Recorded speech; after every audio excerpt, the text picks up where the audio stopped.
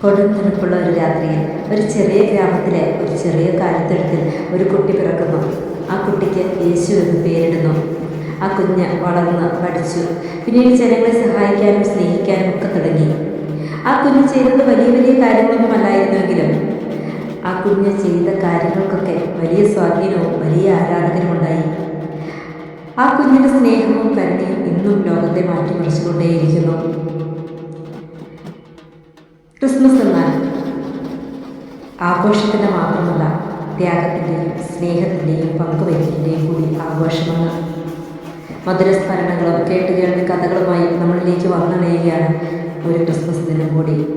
മിന്നുന്ന നക്ഷത്രങ്ങൾക്കിടയിൽ പ്രത്യാശയുടെയും സ്നേഹത്തിൻ്റെയും പ്രകാശം വരുത്തുന്ന ഈ പുണ്യദിനത്തിൽ നിങ്ങളുടെ ജീവിതം സന്തോഷത്തിൻ്റെയും സമാധാനത്തിൻ്റെയും കാന്തിയാൽ നിറയട്ടെ.